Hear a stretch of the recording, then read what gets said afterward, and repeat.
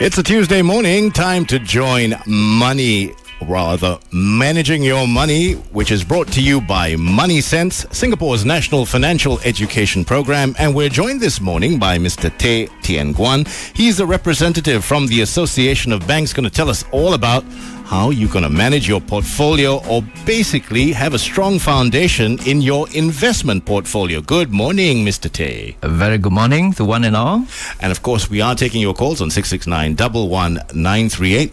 Mr. Tay, we have gone through a roller coaster ride in this last couple of years. Yes. And many people are reassessing their investment portfolios. How do we get a strong foundation first and foremost? Well, investment is only one of the pieces of your financial puzzle that you got to put together. So it should not be looked at piecemeal. That's what tendency for a lot of people to do. Right. So if you really want to assess your investment portfolio, you need to look at it in the light of your other areas, how you manage your money in terms of your debt planning, insurance planning, and of course another overlooked area is the area of estate planning. Okay, many Singapore investors are very savvy, but we've been told in the last couple of weeks that we've been doing Managing Your Money, they go for the kill. Yes. Short term, the majority of my portfolio is in equities. Right. What would you advise, being from the Association of Banks? Would I take my money just because I'm a banker? I'll just take your money. Well, I think first and foremost, whatever you want to invest, you got to look at how you are balancing up your various other areas of your financial plan. And also you have to look at the risks that you're taking. What a lot of people often overlook is not just in terms of risk tolerance, that means what kind of risk you're prepared to take, but whether you can afford to take the risk. Okay. And this is where a lot of people miss out, especially over the last two financial crises in 1997 and the recent global financial crisis. The key is also cash flow. Sure. If you're stuck in your investment, then how would it affect your finances? And can you afford to get stuck? And worse still, can you afford to lose what you're investing? Do you know what you're getting into? 669-11938. If you have a question for Mr. Tay, please feel free to call us right now. Mr. Tay, now the risk portfolio, which is I think a very important issue that you brought up. What do you think is the risk profile of a typical Singaporean? Many people got caught with their pants down, so to speak. Okay, this area of risk profiling, I mean, there are certain questions that people will often put you through, and at the end of it, they will tell you, oh, your risk profile is balanced, risk averse, or risk prone. Okay, say I earn $2,500 a month. Maybe that's a typical. Should I save, spend, or should I invest that? How much can I do it? I've got a kid, I've got a house, a mortgage to pay, I've got 2 children perhaps, and perhaps a wife too. So I've got $5,000. Right.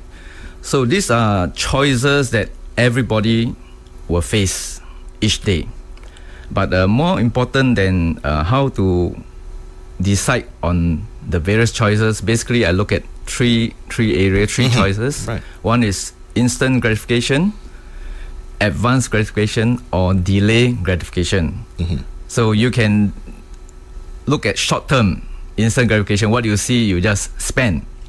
Or you can even worse still tap into credit to mortgage your future income. We call this advanced gratification.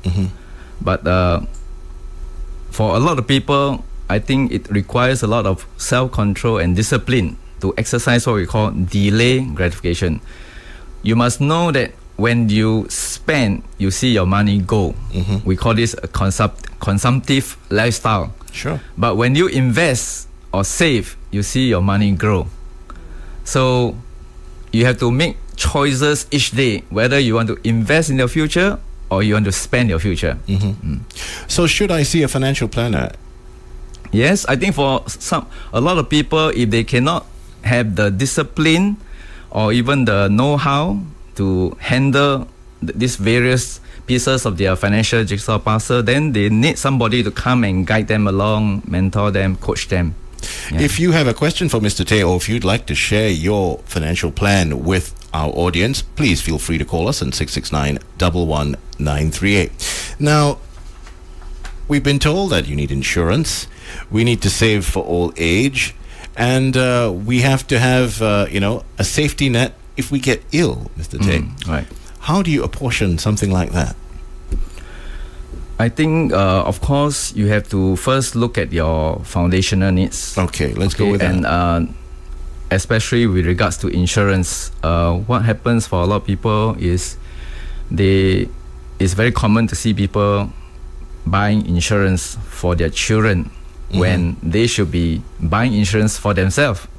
And so this is where education is required, because they are the main breadwinner. They are the most important asset as far as the family is concerned. Sure. So how do you protect your future income stream as a breadwinner? Okay. And so they should be having certain minimum insurance on their life. And reports have shown again and again that majority of Singaporeans are underinsured. Not only underinsured, grossly underinsured. Grossly underinsured. Okay.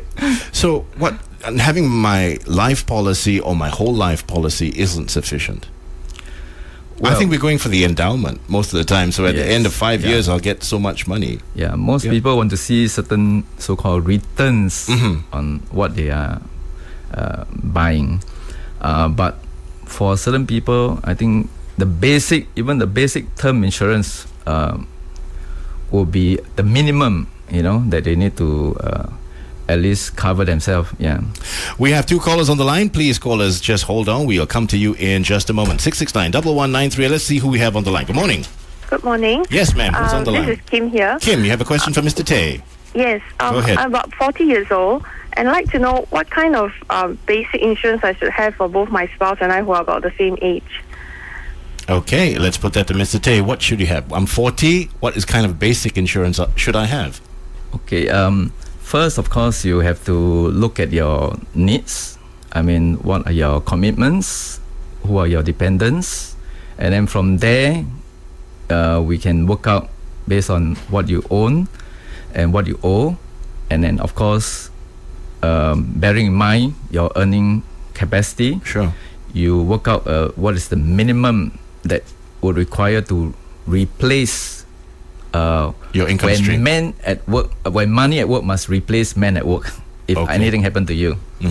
So you have to work out what is the minimum that your family will require in your absence to continue to maintain, if you want them to continue to maintain the same standard of living. So there's no go ahead, Kim. You have some more to ask, Mr. Tay? Just want to reinforce. So basically, I have to figure out, based on my current standard of living, what is the amount I should insure myself. Yes, and right? then after that, of course, you have to look at your cash flow, and so you have to prioritize what is the amount that you can set aside for this insurance cover. Then you decide between term, whole life, and of course, nowadays you have to also bear in mind the critical illness in the event of major illnesses. Okay, and of course, that's the main issue. Actually, I like to find out how much is the minimum requirement for, to cover my basic needs when I'm 60 and above in terms of medical insurance. Some tell me better cover $500,000. Some tell me no, 200K will do. So I'm a bit lost there because various insurance agents tell you different things. Of course, your foundation should be the national medical cover that is provided by MediShield, just to make sure that you get into your MediShield Plus and covering the co-insurance portion. And then over and above that, you got to also again decide for yourself, if you are sick, what kind of standard of medical care you want. And that will also determine how much you should put into your critical illness cover. So at the end of the day, you got to just balance up, what is the priority. Yeah. I hope that answers your question, Kim. You are listening to Managing Your Money, brought to you by Money Sense, Singapore's national financial education program. We will continue in just a moment, taking your calls, of course, for Mr. T.G. Tay. And we're asking you this morning if you should save, spend, or invest. And if you are interested in learning more, we are having a roadshow. It's on Saturday, the 13th of March, from 8:30 a.m. to 1 p.m. at Suntec Theatre Level 2. And you can find out more from the Money Sense website at www.moneysense.gov.sg.